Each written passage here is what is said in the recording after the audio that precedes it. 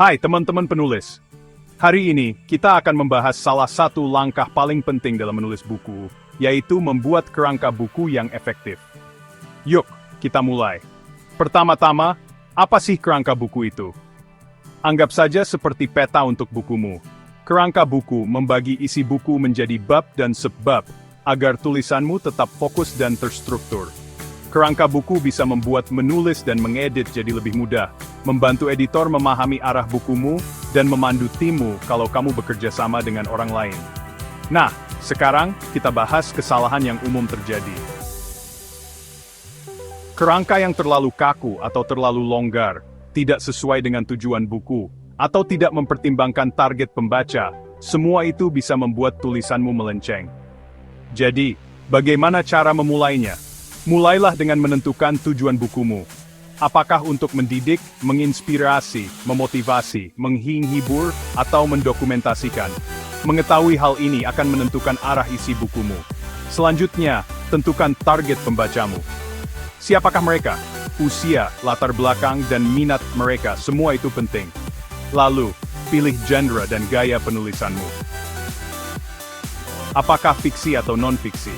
Naratif, deskriptif, persuasif, atau argumentatif?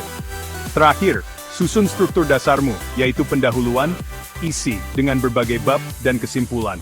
Bisa kronologis, tematis, atau berdasarkan kasus. Sekarang, mari kita bahas tentang membuat kerangka bab dan subbab. Usahakan pembagiannya logis, biasanya 7-12 bab untuk non-fiksi. Setiap bab harus punya ide pokok, dengan subbab untuk membahas lebih dalam jika perlu. Time point liling. Letakkan informasi penting di awal atau akhir bab, dan gunakan sesuatu yang menarik perhatian pembaca.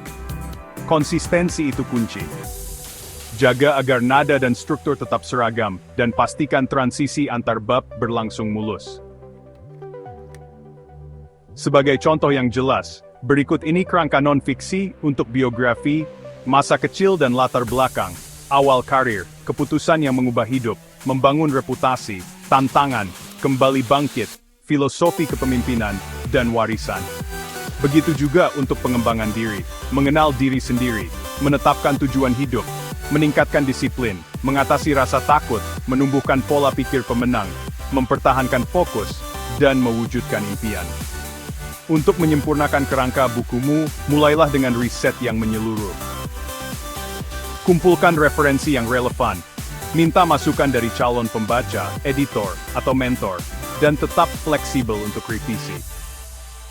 Aplikasi peta pikiran bisa membantumu memvisualisasikan dan memodifikasi kerangka bukumu dengan efisien. Setelah kerangka bukumu siap, mulailah menulis draft. Gunakan kerangka sebagai fondasimu, pastikan hubungan antar bab terjalin dengan mulus. Terus evaluasi relevansi dan efektivitasnya saat kamu menulis. Ingat, kerangka buku adalah cetak biru bukumu. Bukan hanya struktur, tapi juga dasar logis dan kreatif untuk buku yang hebat. Selamat menulis, dan sampai jumpa di video berikutnya.